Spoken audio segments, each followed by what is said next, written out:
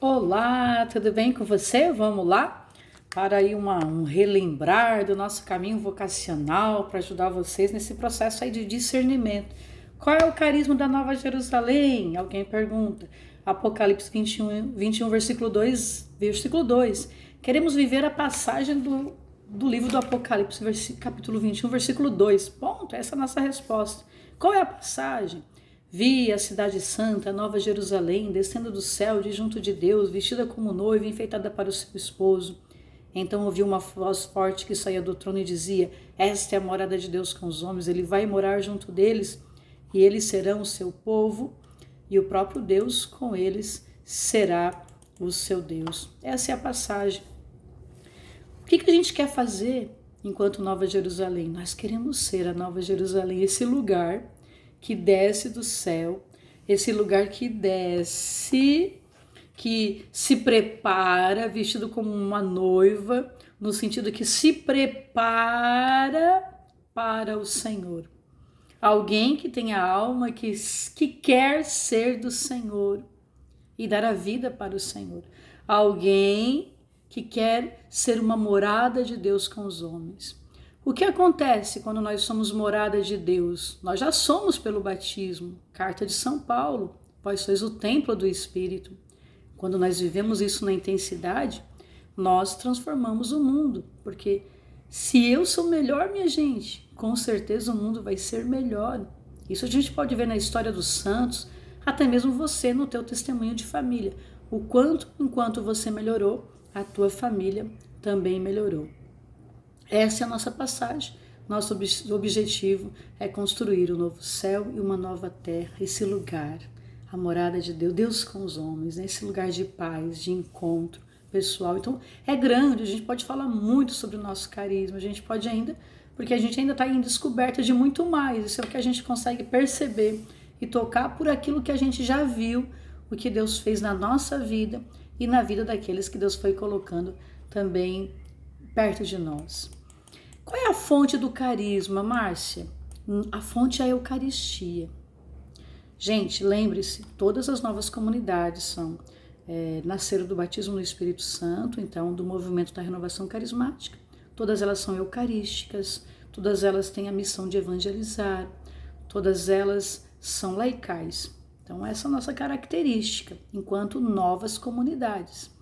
Cada uma delas tem um viés, uma palavra, tem uma ação que deseja fazer no mundo. Porque ela quer? Não.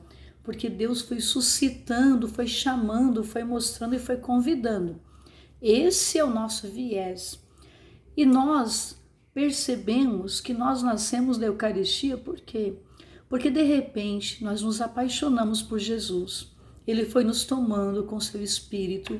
O seu Espírito Santo foi fazendo uma obra nova dentro de nós, a partir dessa efusão do Espírito, ou como o Papa hoje diz, o batismo no Espírito Santo, ele foi transformando a nossa vida. E nós começamos a desejar uma vivência radical do Evangelho. E a gente desejava ir na missa todos os dias e íamos, mesmo trabalhando. Gente, nós vivíamos uma dedicação amorosa total ao Senhor. Amorosa total ao Senhor, sem ninguém nos cobrar, porque vinha do coração.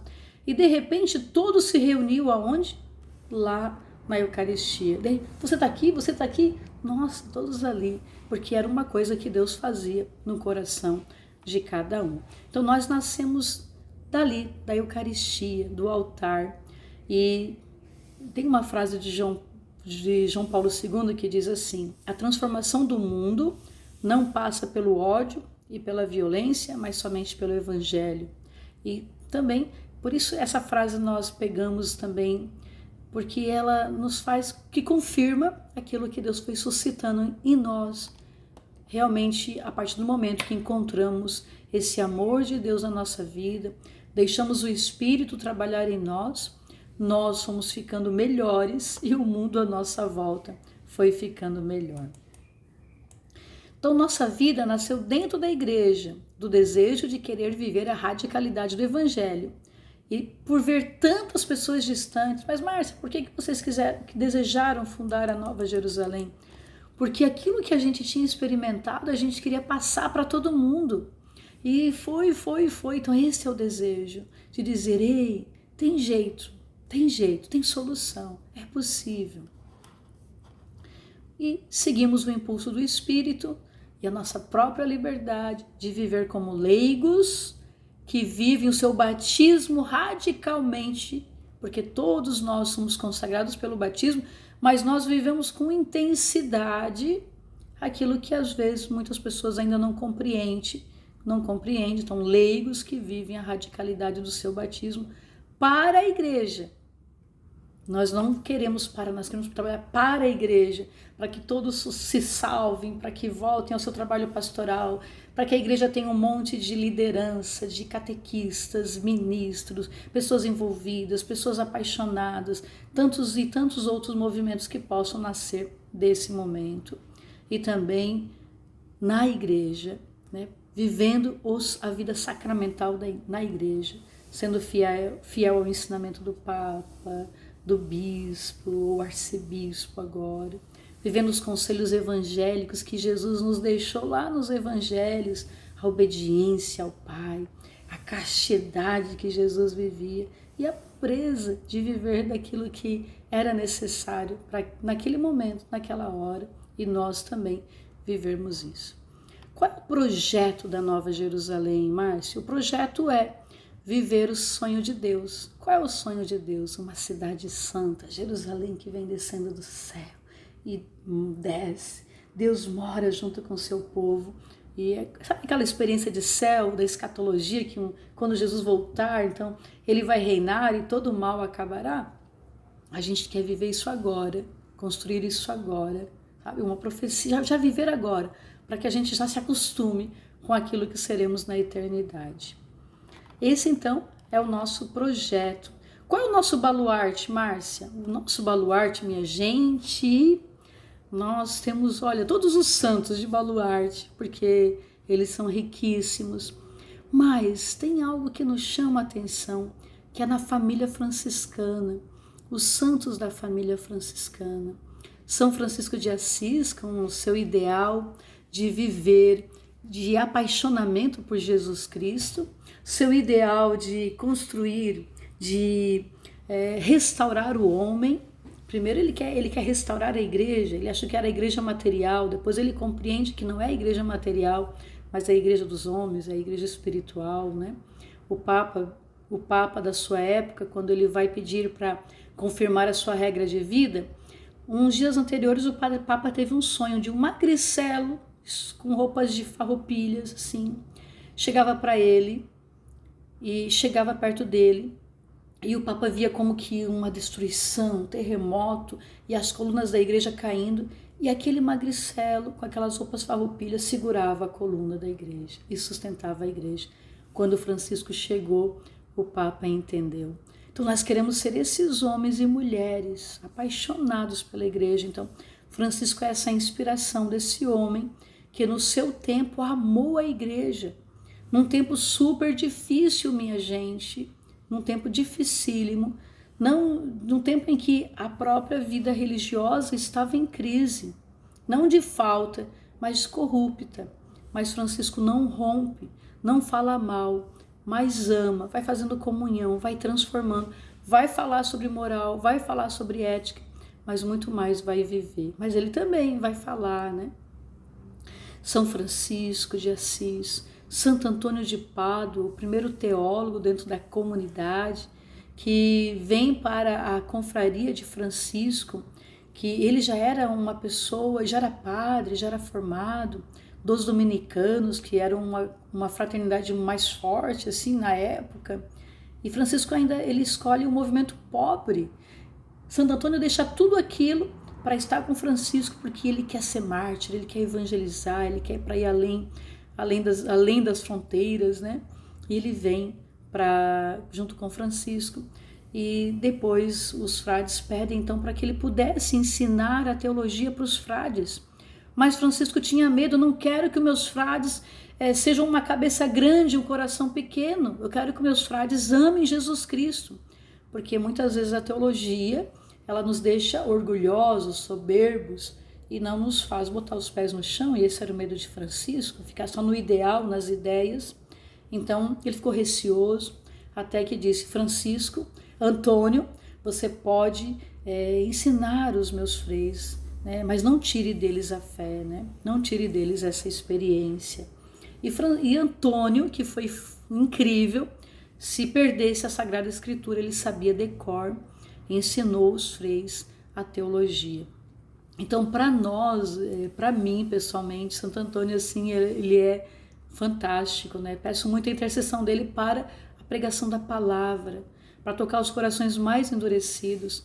Nos momentos de crise de Santo Antônio, quando ele ia fazer uma homilia ou quando ele ia pregar o evangelho nas missões e as pessoas não ouviam, ele ficava muito entristecido, até que um dia, já que ninguém queria ouvi-lo, ele foi para a beira do mar, foi pregar o evangelho, começou a pregar o evangelho no mar. De repente, cardumes de peixes vieram e estavam escutando o anúncio do evangelho feito por Antônio. Então, essa coisa linda de amor ao evangelho. Um determinado dia da vida dele, assim, entristecido, com os corações das pessoas que não se voltavam ao Senhor, ele muito triste, rezando, e de repente o menino Jesus aparece para ele e se coloca no colo dele para consolar o coração dele daquele momento de tanta dor que Francisco estava vivendo. Conta a história que um senhor onde Francisco estava alojado estava espiando por que Francisco demorava tanto na oração, espiou pela greta da chave e quando espiou viu um menininho no colo de Antônio, um bebezinho. E daí perguntou a Antônio: Antônio, o que é isso? O que eu estou vendo? Daí Antônio assim: não fale para ninguém, só depois da minha morte podes falar, né? Então veja esses homens que foram incríveis. Santa Clara, grandíssima, primeira mulher da história que escreveu uma regra própria, que era impossível pensar isso, né? E vai pedir ao Papa o direito de viver a pobreza. E vai pedir às suas irmãs que vivessem realmente apaixonadas pelo Cristo. Então, esses baluartes e tantos outros que temos, né? Padre Pio e tantos outros grandíssimos da família franciscana. São Francisco, então, é esse inspirador, né? Restaura a minha igreja. Uma outra santa que para nós também é muito caro para o nosso processo de formação, principalmente quando chega ali no segundo elo, que outro era chamado de discipulado, é Santa Teresinha do Menino Jesus, porque a espiritualidade das pequenas coisas, porque podemos ficar orgulhosos com a vida espiritual, né? Mas Santa Teresinha vai descobrir uma chave grande na espiritualidade, a ponto da igreja chamá-la de doutora da igreja, né? Então, e a patrona das missões. E ela morava no mosteiro e nunca saiu de lá, porque era um fechado, né? Um Carmelo. Mas ela viu no jornal, no noticiário, e uma jovem alegre, feliz, que fazia teatro e tudo mais, né? Quando a gente lê a história de uma alma pode se assustar, mas ela não era alegre, ela era muito alegre. Só que quando ela escreve o livro, ela vai detalhar, porque o livro seria um testamento de morte. Ela não sabia que esse livro não é o livro dela contando, né? É o livro em que ela ia ficar guardado, porque as irmãs, as carmelitas, deixavam então um livro como um testamento de vida. Então, por isso que ela faz tão detalhado esse livro, né? E Santa Teresinha, então, essa grandíssima ali para as pequenas causas, né, coisas, né, e tantos outros, minha gente, tantos outros. São Miguel Arcanjo, porque aprendemos a partir de Francisco, da família franciscana, a devoção, a oração mais vezes e mais em momentos fortes do tempo litúrgico. E aqui uma delas era a Quaresma de São Miguel. E a partir dessa Quaresma a gente então foi criando então a devoção a São Miguel Arcanjo. E começamos a rezar. Francisco tinha outras quaresmas, mas aqui ficou mais conhecida é a Quaresma de São Miguel, mas tem a Quaresma do Advento e outras também. E depois que a pessoa então se dá e conhece todo esse processo aqui, depois do caminho vocacional, que é o que vocês estão fazendo, que pode ser 1 ano a 2 anos, e a gente teve um intensivo ali também. Então, depois desse processo, nós temos o primeiro elo, que é o caminho de vida e aliança, onde eu entro na primeira fase. né, na primeira fase. E nessa primeira fase nós vamos entrar na fase do autoconhecimento, conhecer a igreja, a teologia, a espiritualidade, né? Se aprofundar ainda mais no carisma. Daí depois, então o tempo vai de 1 a 2 anos, depois temos o segundo elo, né, que vai aprofundando mais, o terceiro elo, sempre de 1 a 2 anos depende, né? E até que no final nós temos a consagração para sempre, quando a pessoa se torna discípulo, né? Que é o discipulado. E nesse caminho todo temos os formadores, então cada um de vocês terá um formador que acompanhará vocês nesse processo vocacional, para discernir, para ajudar, né?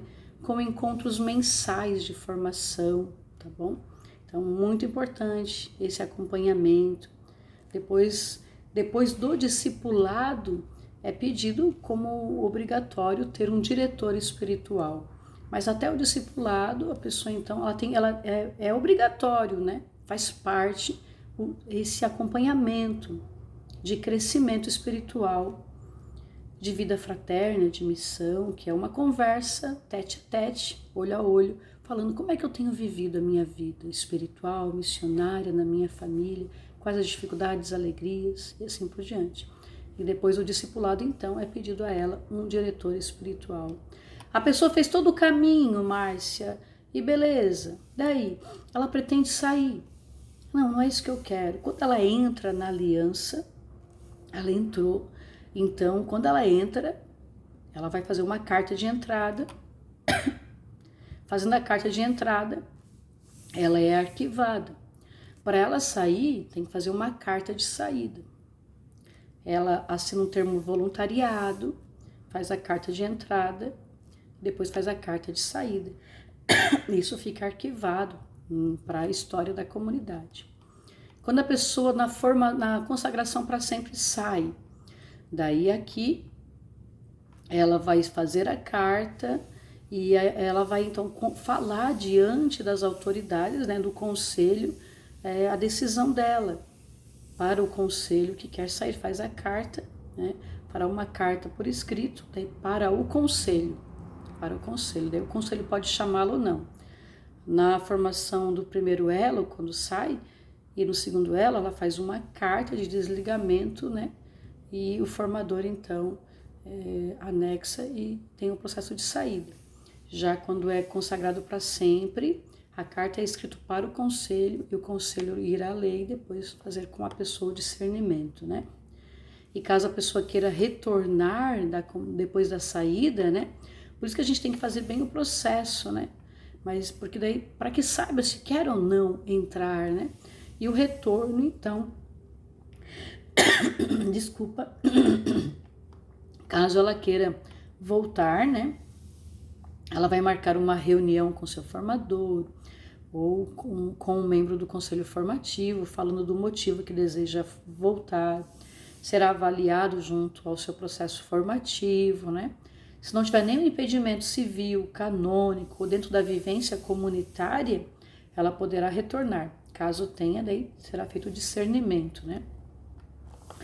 Todos são convidados a viver a regra. E daqui a pouquinho agora eu vou falar então da regra. Qual é a regra de vida da comunidade? Primeiro é a vida no Espírito Santo, essa vida carismática, esse desejo de ser todo de Deus, de se abrir aos dons que Deus queira dar, né? Vivemos então essa espiritualidade da renovação carismática. Márcia, mas alguém pode estar na comunidade sem usar os dons carismáticos? Saibam que Deus dá os dons a quem Ele quer. Então não cabe a gente dizer se Deus deu ou não deu. Não é porque a pessoa tem um determinado dom que ela recebeu o batismo do Espírito Santo. O batismo do Espírito Santo se dá pelos frutos da vida dela, os frutos do Espírito, amabilidade, docilidade, e vai lá a lista de vários frutos, né? A Eucaristia, o amor à Eucaristia, o desejo da Santa, a fidelidade à Santa Missa, não passar nenhum domingo sequer sem ir à missa ou sábado à noite, porque é o meu compromisso maior, não posso ficar sem Eucaristia. Então, muito importante. E se posso ir todos os dias, melhor ainda. Então essa sede pela Eucaristia, porque a nossa vivência é a Eucaristia diária, quando nós somos possibilitados de padres, né, ou paróquias próximas, né? Quando não, mas se tem proximidade, nós vivemos a Eucaristia diária. A adoração ao Santíssimo Sacramento, que é render graças a Deus por nos dar a salvação. Então, os membros de vida têm a oportunidade de estar no ordinário do cronograma do dia a adoração ao Santíssimo. Os membros de aliança, por morar longe ou distante da igreja e o tempo de trabalho não consigam, mas que ao passar na frente de uma igreja, seja com tanta devoção e tanto amor a Jesus, e nunca esqueça de fazer o sinal da cruz, porque quando eu faço o sinal da cruz, eu estou dizendo, meu Senhor e meu Deus, né? Eu creio em Ti, né? Seja amado por tantos que não Te amam. Então, não tem tempo, mas eu preciso amar Jesus, sabe? Tem que ter a sede de amá-lo, de render graças ao Senhor, né? E o outro ponto da regra de vida é a experiência mariana, é a vivência mariana de consagrar sua vida ao acordar e ao anoitecer aos cuidados da mãe. Por isso que nós, ao final das laudes e das vésperas, rezamos a consagração a Nossa Senhora. E no ordinário do dia, eu sei que às vezes os dias são muito corridos, mas sempre fazer todo o esforço para que pelo menos o terço diário, se conseguir avançar a 2, a 3, a 4 ao rosário completo, glória a Deus. Mas se não, ao mínimo o terço. Se não conseguir o terço, ao mínimo, naquele dia, mãe, eu estou aqui como teu filho, tua filha amada. E as pessoas que têm dificuldade do terço, que digam à mãe, mãezinha, eu estou aqui, eu te amo, me ensina a te amar mais. Peça, às vezes, mãe, se tem bloqueio no meu coração, me ensina a te amar mais. E quem chegou aqui nesse momento do vídeo, quero que escreva lá no grupo do WhatsApp, cheguei aqui 22, tá? Porque daí eu sei que você chegou aqui. Quem não chegar até aqui é porque eu sei que ninguém chegou no 22, tá bom? Então, Maria, aí parte da regra, os sacramentos, vivemos a vida sacramental na Eucaristia, o sacramento da reconciliação. Vivemos o sacramento da reconciliação mensal, buscamos mensalmente nos confessar. Por quê, Márcia? Porque nós trabalhamos com pessoas, nós somos missionários, então precisamos sempre estar revisando a nossa vida, sempre ao dormir, revisar como foi o meu dia, né? Sempre estar nos pecados veniais pedindo perdão, né? Para não acumular, porque de pecado em pecado é um montão de pecado, né? A gente precisa prestar atenção. Lembre-se, queremos construir um novo céu e uma nova terra. Passa por mim. Preciso ter atenção aos meus atos, às minhas atitudes, às minhas palavras, como tenho vivido, para ser cada vez melhor. O sacramento da reconciliação, então, no mínimo, uma vez por mês, tá bom. Toda semana, olha, tem que ter arrependimento. Não adianta se confessar se eu não estou arrependido. E eu preciso pedir ao Espírito Santo, me dá a graça do arrependimento. A gente precisa pedir esse dom ao Espírito. Eu vou comer que me esbanjar porque depois eu vou me confessar. Não, nem adianta confessar porque não tem arrependimento. Precisa ter contrição, tem que doer o pecado, né? Por isso que a gente precisa pedir, Senhor, me dá a graça de sentir dor pelos meus pecados, para que eu não os volte a fazer de novo, né? E a palavra de Deus, essa intimidade com a Sagrada Escritura. Primeiro e segundo elo, a meta é a leitura inteira da Sagrada Escritura. Para quando a gente chegue no terceiro elo, a gente se dedique assim a outros processos formativos. Mas primeiro e segundo elo é do Gênesis até o Apocalipse, a leitura bíblica, né? Então, quem já quer começar a ler, depois recomeça, mas já vai. Nós precisamos ter intimidade com a palavra, precisamos ler a palavra. Ler a palavra, estudar a palavra, porque é ela que vai transformar-nos, que vai curar aqui o nosso inconsciente, vai nos ajudar a ser um homem novo e uma mulher nova. Vivemos também a abstinência de carne nas sextas-feiras. Na sexta-feira a gente não come carne, a não ser que seja um aniversário de alguém, uma solenidade na igreja ou uma festa. Daí nesse dia a gente come carne. Senão a gente faz abstinência. Para quê, Márcia? Nós somos, enquanto igreja, obrigados, né, na Sexta-feira Santa. Agora, nos demais dias, nas sextas, a igreja convida, mas não é obrigado, a abster-se de carne, em reparação, né? Se entregando a Jesus, oferecendo essa falta a Jesus, oferecendo por tantos que não o amam, por tantos que estão distante deles, pela conversão dos pecadores, pela conversão do nosso coração. Toda vez que eu faço uma abstinência ou um jejum, eu tenho que oferecer uma causa pelo qual eu quero aquele jejum. E ninguém precisa saber que estou jejuando. Chegando no final do dia, estou morrendo de fome porque eu jejuei o dia inteiro. Você já ganhou o que devia ganhar com o jejum, né? Então, é eu e Deus. Eu não saio falando para todo mundo, né? Então, a conversão é eu e Deus, né? Sempre pensar isso, né? Não é para o outro, não é para que saibam, não. Porque daí cai no orgulho espiritual, para dizer que eu faço. É melhor então ter comido carne do que ter feito isso, né? E a oração pessoal é diária, tá? Aqui é um dos pontos. Não consigo rezar o terço diário, mas a oração pessoal é diária. Porque daí não tem como transformar o coração e ser Nova Jerusalém, tá? São coisas primordiais que não pode deixar de ter. Oração pessoal e Eucaristia, né? São primordiais. A oração pessoal, no mínimo 15 minutinhos por dia, daquele jeitinho, né? Deus na tua frente, você conversa com Ele, colocando no teu coração, teus problemas, suas dificuldades. Mas eu tenho dificuldade de fechar os olhos e ficar em silêncio. Treina. Começa ficando 2 minutos com Jesus, depois 3, depois 5, ó. Cada dia você aumenta 1 ou 2 minutos. Quando você vê, já tá ficando meia hora. Não consigo ficar em silêncio, minha cabeça vaga. Treina, é treino. A vida espiritual é um exercício, igual academia. Ninguém sai da hora para a noite fazendo tudo isso, é treino. Por isso que eu falo muito para vocês, tem que começar de pouquinho. Quem começa esbanjando vai dar congestão e depois vai ficar pior, olha, relaxado, porque não deu conta, deu uma congestão que ficou com nojo de oração. Acontece, gente. Por isso tem que começar devagar,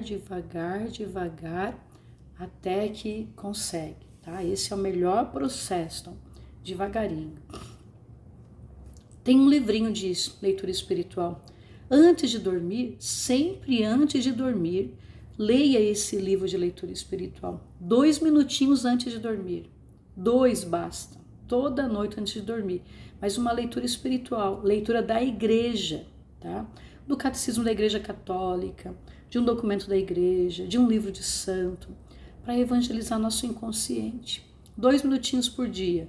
2 vezes 7 deu 14 na semana. É assim, é de pouco que a gente... é de grão em grão que a galinha enche o papo, né?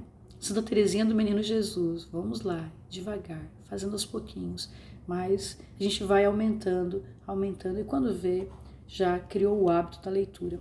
Oração pessoal e o silêncio, gente, é fundamental. Treino. Leitura espiritual é treino. Nova Jerusalém, nós somos missionários. Mas eu sou da cozinha, mas lá na cozinha você é missionária. Você precisa saber da Sagrada Escritura, da teologia, ler, entende? Nós precisamos de pessoas capazes em todos os ambientes, até lá eu só limpo o banheiro. Pois é, lá a gente tem que ter um teólogo, sabe? Mas não consigo mais fazer uma faculdade, tudo bem. Mas aquilo que é te oferecido de formação, bebe. Mas eu não entendo nada, não faz mal, o importante é estar bebendo. Uma hora o cérebro vai dar um pump ali. O importante é estar fazendo. A gente começa e já quer o fim, a gente já quer tudo pronto. Não existe isso. Começar é o começo e de pouquinho. É a vida depois que vai responder, tá? É a vida, não é agora que você vai ver o fim, o resultado, tá? Então é bem importante isso aí. Vamos lá, leitura espiritual e a espiritualidade comunitária. Então, vimos aqui na regra de vida tudo que faz parte daquilo que é pessoal. E agora vamos entrar, então isso aqui, a regra pessoal que eu faço em casa. Não falei do ofício, porque o ofício entra na espiritualidade comunitária. Como assim? Porque quando você faz o ofício em casa, laudes e vésperas, você não reza sozinho, você reza conosco. E quando nós rezamos aqui, nós não rezamos sozinho, nós rezamos com vocês. E pasmem, quando você reza aí na sua casa, não é só conosco, você reza com a igreja inteira, com o Papa, com os bispos, com os cardeais, com os religiosos, com os monges. Então, é uma oração incrível, tá? Então, a nossa espiritualidade comunitária é a oração das horas. Quando estamos na comunidade de vida, nós temos a oração comunitária. E quem é da aliança, a oração comunitária será no grupo de oração. O grupo de oração vai ser a fonte da oração comunitária. E na espiritualidade comunitária temos o acompanhamento espiritual, aquele tete a tete que eu havia falado para vocês. E depois do discipulado, depois de passar por todas as fases, então a direção espiritual. Teremos os retiros comunitários, né? Vocês agora vão fazer, quem está ali na fase intensiva do vocacionado, que foi durante a semana, nós vamos ter os retiros comunitários agora para o processo de vocês. Tem um grupo que já está aí nos retiros vocacionados também. Então, depois nós teremos retiros, 2 vezes por ano. 2 vezes por ano, no início e no final, 2 retiros comunitários. E depois nós vamos tendo momentos de formação durante o ano, participando dos retiros que vão acontecendo também. No momento em que a pessoa ela entra, ela faz o processo de entrada, mesmo antes de receber o tal, tem a missa de envio, de entrada, a pessoa faz parte da comunidade. Então aqui ela vai deixar aquilo que já não é mais para ela. É para ela, mas ela vai ter que assim, o que é mais importante para mim? Eu quero isso aqui, então isso aqui eu vou deixar. Tem um retiro comunitário, tem lá um retiro na Shalom, tal, muito bom. Não. Qual é o máximo agora? Agora é esse carisma. Então eu vou deixar os outros carismas para entrar nesse, porque a minha alma se encontrou aqui. A não ser que minha alma não se encontrou aqui, o meu lugar não é aqui. Então eu vou naquele lugar que Deus me chama. Eu tenho que encontrar o meu lugar. Encontrando o meu lugar, agora eu tenho que beber desse carisma para que Deus forme dentro de mim. E eu quero que você anote ali no grupo do WhatsApp 32.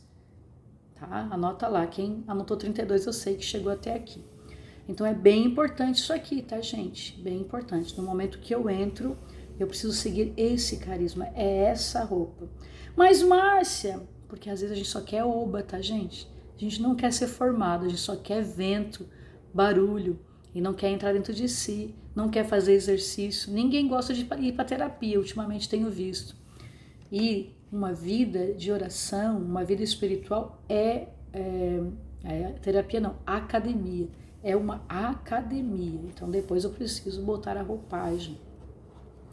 Retiro pessoal, vocês vão ser convidados, mas isso lá na frente, tá, gente? Não se assustem aos retiros pessoais, que é fantástico. Mas para um retiro pessoal eu preciso ter todo esse processo de base, crescer na minha vida de oração. Sem vida de oração, sem vida de silêncio, não tem retiro pessoal, não existe. Porque o retiro pessoal é o quê? É uma oração pessoal prolongada. Só depois de aprender, de exercitar aqui, é que eu vou conseguir chegar nesse passo. Então aqui é um pouco mais na frente. Vimos aqui então a espiritualidade carismática e terminamos aqui então essa fase. Vai ficar esse videozinho aqui para vocês, aprofundem, anotem, vão se organizando, façam a agenda de vocês, se organizem. Priorizem as formações da comunidade, priorize tudo que é da comunidade, porque daí vocês vão tendo mais a certeza do que é o carisma de vocês, o que Deus quer para vocês. Não troque a comunidade por outros amores, porque senão vocês vão estar atraindo aquilo que vocês querem. Então, primeiro a comunidade, depois as outras coisas. Ou então as outras coisas, e eu quero ser só um amigo da comunidade. Você pode ser só um amigo, beber da espiritualidade, mas seguir os outros caminhos, não tem problema nenhum. Mas estar na comunidade, nesse caminho que vocês estão de vocacionado, exige então uma pertença. E essa pertença exige de vocês uma entrega, uma vivência e um fazer parte, deixar-se fazer parte. Muito obrigada por chegar até aqui. Anote lá, 34 e 32. 3 pontos eu coloquei aqui no vídeo para vocês, para me ver quem chegou em cada ponto e ir acompanhando vocês. E depois eu vou mandando mais informações E também falando como serão os formadores, o processo de discernimento, nós iremos então discernir cada vocação, se está pronta, não está pronta, para que fase vai, como vai, que caminho será feito, tá bom? Rezem, entreguem tudo isso a Deus e peçam que Ele faça segundo a vontade dEle. Um forte abraço para vocês.